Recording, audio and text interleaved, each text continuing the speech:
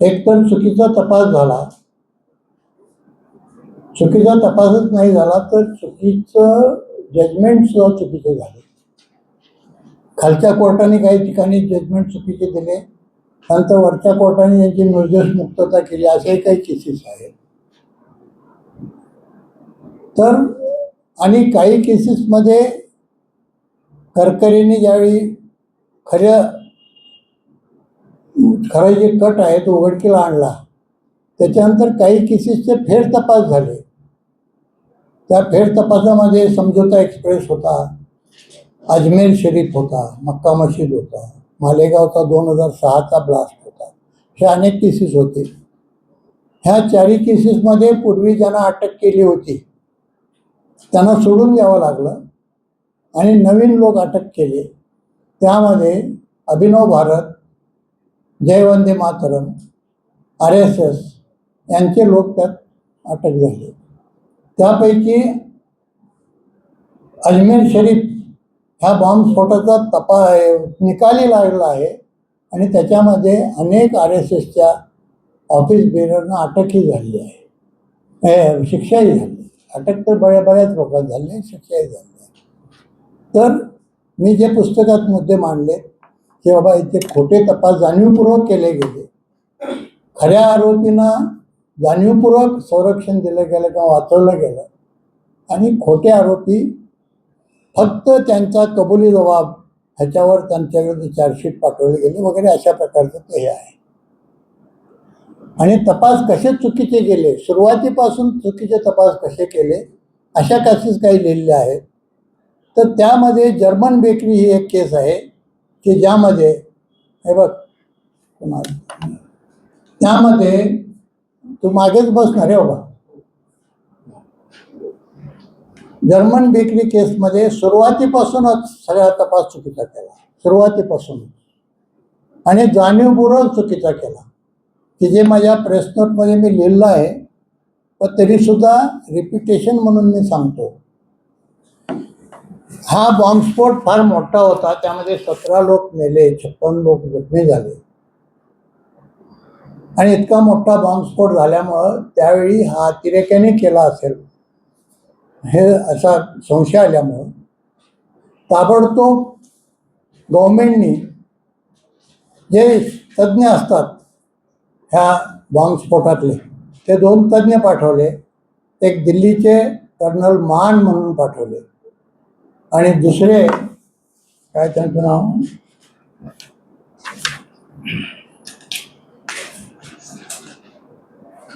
मान, आणि forensic laboratory हैदराबादचे कर्नल मान आणि डॉक्टर गोपीनाथ ह्या 2 तज्ज्ञांना पाठवलं. त्या तज्ज्ञांनी ज्या ठिकाणी जर्मन बेकरीच्या तिथे जो बॉम्बस्फोट झाला होता त्याचं अत्यंत बारकाईने निरीक्षण केलं. त्यांना काही ज्या वस्तू सापडल्या त्या त्यांनी जप्त केल्या. त्यांनी बाकीच्या सर्व बाबींचा अभ्यास केला आणि मग त्यांनी त्याच्याबद्दल रिपोर्ट पाठवला आणि आपलं मत दिलं की हा बॉम्बस्फोट मोबाईल फोनचा रिमोट कंट्रोल म्हणून उपयोग करून केला आहे. 2 गोष्टी लक्षात ठेवा. एक, रिमोट कंट्रोल म्हणून उपयोग केला आहे, हा एक त्यांनी मुद्दा मांडला. आणि दुसरं मांडलं की ज्या ठिकाणी निरीक्षण केलं त्या ठिकाणी ज्यावेळी स्फोट मोठा होतो त्यावेळी एक मोठा खड्डा पडतो. तर त्या खड्ड्यामध्ये अति तळामध्ये एक त्यांना सिम कार्ड मिळालं एअरटेल कंपनीचं. ते सिम कार्ड त्यांनी जप्त केलं आणि आपल्या अहवालात त्यांनी लिहिलं की हे जे सिम कार्ड आहे हे या बॉम्बस्फोटासाठी वापरलेलं आहे. कारण हे जर इतर ग्राहकांचं वगैरे असतं तर इतक्या खोल खड्ड्यात ते सापडलं नसतं. म्हणजे 2 गोष्टी स्पष्ट होत्या की हा जो बॉम्बस्फोट आहे हा मोबाईल फोन वापरून केला आहे. आणि मोबाईल फोनचा वापर कसा केला आहे तर रिमोट कंट्रोल म्हणून केला. मोबाईल फोनद्वारे बॉम्बस्फोट करता येतात 2 प्रकारे करता येतात. एक आहे तो रिमोट कंट्रोलद्वारे आणि दुसरा आहे अलार्मद्वारे. रिमोट कंट्रोलद्वारे कसा करतात, तर जो बॉम्बस्फोट असेल, आता जो बॉम्ब जिथं लावला असेल त्या बॉम्बला एक सिम कार्ड जोडतात, एक मोबाईल जोडतात आणि कुठून तरी बाहेरून दुसऱ्या मोबाईलने त्या मोबाईलला फोन करतात. ज्यावेळी मोबाईल फोन सुरू होतो त्यावेळी तिथं व्हायब्रेशन होतं. आपल्याला जी बेल ऐकू येते, रिंग ऐकू येते, ती काय ऐकू येते, तर तिथं व्हायब्रेशन होतं. तर तसं ते व्हायब्रेशन सुरू झालं की तो बॉम्ब ॲक्टिवेट होतो आणि बॉम्ब फुटतो.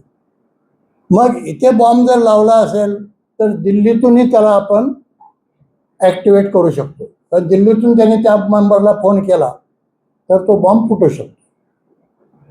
तर जे तज्ज्ञांनी सांगितलं ते अशा प्रकारे बॉम्बचा वापर केला मोबाईलचा, असं सांगितलं. आणि दुसरा जो प्रकार आहे की जो मोबाईल फोनचा वापर कसा दुसरा काळात, तो प्रत्येक मोबाईलमध्ये एक अलार्म क्लॉक असतो. आपल्याला पहाटे उठायचं असेल तर आपण 6ला 5ला वगैरे अलार्म लावतो. तर त्या अलार्मचे टाईम, ज्यावेळी आपल्याला बॉम्बस्फोट करायचा आहे त्यावेळीच्या अलार्मची तिथं टाईम लावायची आणि तो बॉम्ब त्या बॉम्बला जोडून टाकायचा. मग ज्यावेळी ती वेळ होईल त्यावेळी तो अलार्म वाजायला लागतो, ते व्हायब्रेशन सुरू होतं आणि बॉम्बस्फोट सुरू होतो. त्याला दुरून काय करण्याची जरूर नाही, त्या बॉम्बच्या मध्येच आपण टाईम ॲडजस्ट केला असतो. तर इथे तज्ज्ञांनी काय मत दिलं की जे दिल्लीहून आणि हैदराबादहून आले, हा रिमोट कंट्रोल वापरून केला आहे आणि हे जे सिम कार्ड मिळाले ते सिम कार्ड त्याच्यासाठी वापरलं गेलं आहे. जेव्हा सिम कार्ड बॉम्बस्फोटात मिळतं त्यावेळी पोलिसांच्या मते तो गुन्हा जवळजवळ डिटेक्ट झाला असं समजलं जातं. कारण तो सिम कार्ड असतो, त्याच्यावर नंबर जर इंटॅक्ट असेल तर त्या नंबरवरून तो कुठल्या फोनचा आहे, त्याचा मालक कोण आहे, तो सिम कार्ड कुणी घेतला वगैरे वगैरे सर्व माहिती त्यांना ताबडतोब मिळते. आणि समजा तो जरी एखाद्या बोगस नावाने जरी घेतला असेल तर त्याची कसून चौकशी केली की तो खरा त्याचा मास्टर माइंड कोण आहे हे कळून येतं. म्हणजे सिम कार्ड मिळणं म्हणजे जवळजवळ तपास आणि त्याचा रोग फक्त त्या व्यक्तीकडेच असतो की ज्या व्यक्तीने हा स्फोट केला. तो 10 व्यक्तींचं जर नाव सांगत नाही, कारण एक सिम कार्ड एकच माणूस घेणार ना, तर त्या माणसापर्यंतच त्याला बरोबर नेतं आणि ते तपास करायला पोलिसांना एकदम सोपं जातं. पण या प्रकरणात पोलिसांनी जाणून बुजून हा जो एक्सपर्टचा रिपोर्ट होता तो बाजूला सोडला, तो टाकून दिला. असं कधीही होत नाही की फॉरेन्सिक एक्सपर्टने दिलेला रिपोर्ट बाजूला ठेवून पोलीस आपल्या मनाने तपास करतात, असं कधी होत नाही. पण इथं असं झालं, पोलिसांनी तो रिपोर्ट बाजूला टाकला आणि आपली स्वतःचीच थिअरी काढली की बाबा हा अलार्मने लावला असावा. आता अलार्म जर क्लॉकने जर फोन बॉम्बस्फोट केला असेल तर तो एका व्यक्तीकडे जात नाही. समजा त्या फोनचा काहीतरी एक भाग मिळाला, तुकडा मिळाला किंवा कुठलाही भाग मिळाला, तर तो ज्या मॉडेलचा फोन नंबर आहे त्या मॉडेलचा फोन ज्या ज्या लोकांच्याकडे असेल, हजारो लाखो लोकांच्याकडे एक मॉडेल असेल. आता इथे मध्ये कुठला तरी 1200 नंबरचं मॉडेल आहे, तर त्यापैकी कुणालाही अटक करू शकतात आणि मग पोलिसांना एक लीवे मिळतो आणि ते त्यांना पाहिजे त्याला मॅन्युप्युलेट करून अटक करू शकतो. या प्रकरणात त्यांनी असंच केलं. त्यांना माहीत होतं हा खरा कोणी केलाय हे पोलिसांना माहीत होतं. कारण 2009 साली मडगाव गोवामध्ये जो एक बॉम्बस्फोट झाला होता त्याचा गोवा पोलिसांनी तो तपास उघड केला होता. त्यातल्या आरोपींना अटक केली होती. जे बॉम्ब्स घेऊन चालले होते त्यापैकी तो एक माणूस मेला होता, काही जखमी होते आणि त्याच्या तपासामध्ये सारंग कुलकर्णी नावाचा एक माणूस होता. त्यांनी ह्याचे बॉम्बस्फोटाचे डिटोनेटर तयार केले होते आणि त्यातला तो प्रमुख आरोपी होता. त्याचं नाव निष्पन्न झालं, पण तो फरारी झाला. त्यामुळं मालेगाव 2009च्या तपासात सुद्धा अजून तो फरारीच आहे. अजून त्याला अटक झालेली नाही. सारंग कुलकर्णीला तो आहे पुण्याचा. मग तो 2009चा तो पूर्वीचा जो तपास होता, तर ह्या सारंग कुलकर्णीचा शोध घेण्यासाठी गोवा पोलिसांनी काय केलं, त्या गुन्ह्याच्या तपासामध्ये काही संशयितांचे किंवा त्याच्या मित्रांचे वगैरे फोन टॅप केले, ऑब्झर्वेशन खाली ठेवले.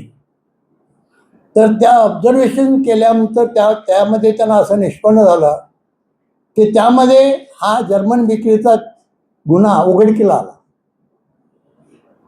त्यांना तिथे समजलं त्या कॉन्व्हर्सेशनमध्ये की जर्मन बेकरीचा जो गुन्हा आहे, बॉम्बस्फोट आहे, तो ह्यानेच केलेला आहे, सारंग कुलकर्णीनेच केलेला आहे. आणि सारंग कुलकर्णी एकंदरीत 12 डिटोनेटर तयार केले होते बॉम्ब उडवण्याचे. त्यापैकी 5 त्यांनी गोव्यामध्ये वापरले होते, 7 त्यांच्याकडे शिल्लक होते. तर त्याचा वापर करून त्यांनी इथे तो बॉम्बस्फोट केला, असं त्यांना उघडकीला आलं गोवा पोलिसांना.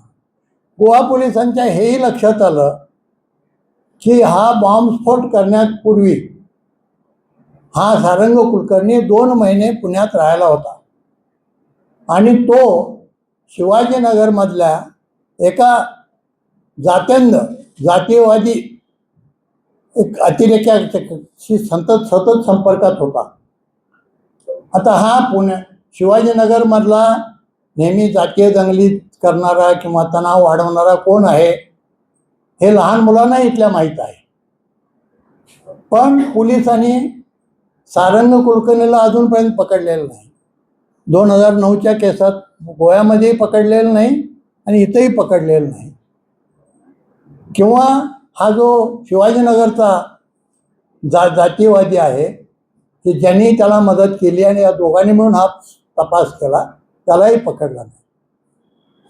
उलट त्यांनी काय केलं, तो जो त्यांची थिअरी त्यांनी स्वतः काढली होती की हा अलार्म करून हे केला आणि आम्हाला एक तुकडा मिळालेला आहे. आता हे कुठं आहे,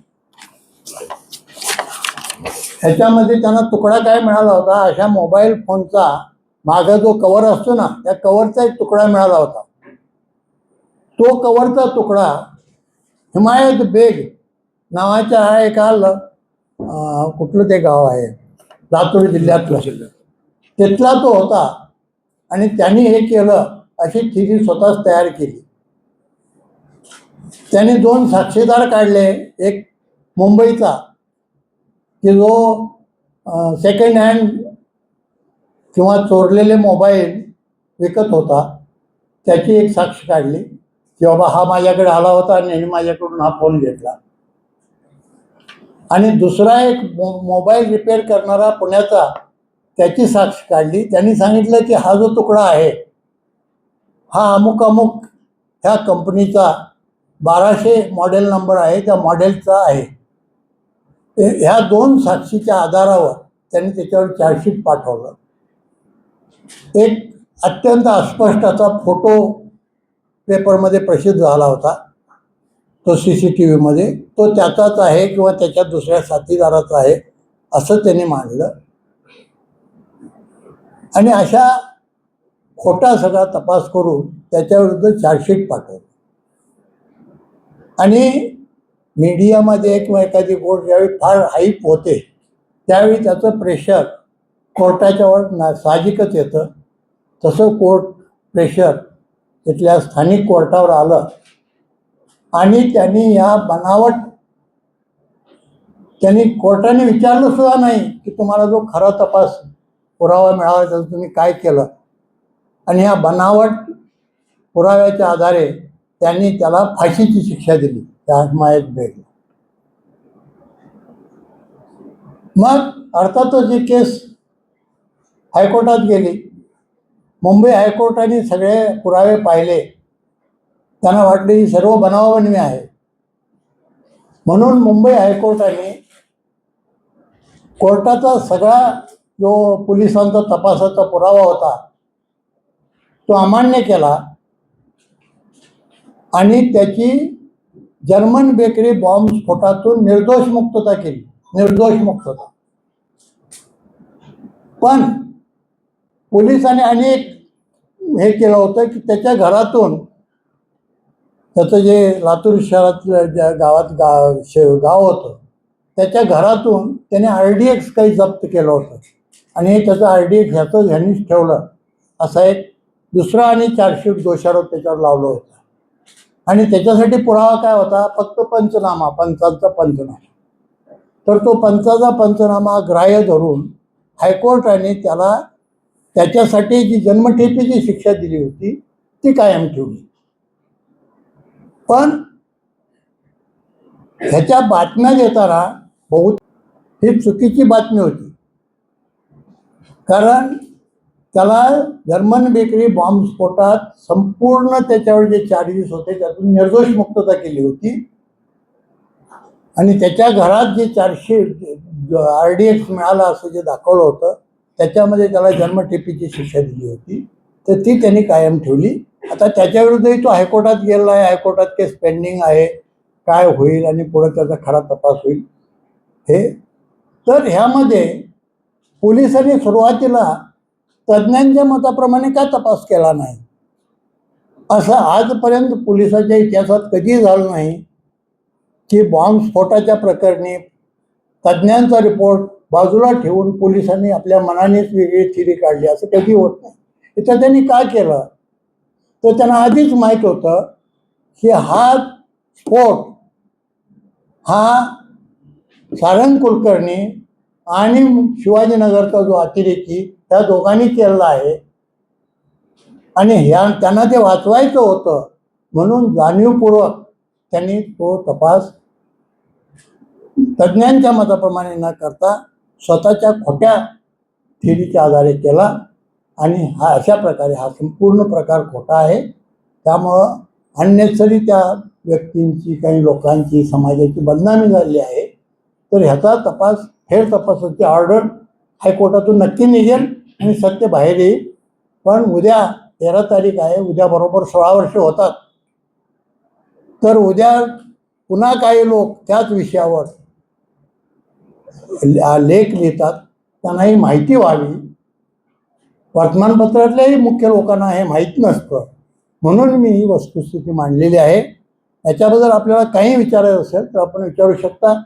याच्याबद्दल मी एक माझं ब्राह्मणवादी दोषी मुसलमान फाशी हे जे पुस्तक आहे त्याच्यामध्ये हा एक प्रकरण त्याच्यावरही आहे. कुणाला पाहिजे असेल तर तो पुस्तक घेऊ शकता आणि मला तुम्ही ह्याच्याबद्दल जे काही विचारत असेल ते विचारू शकता.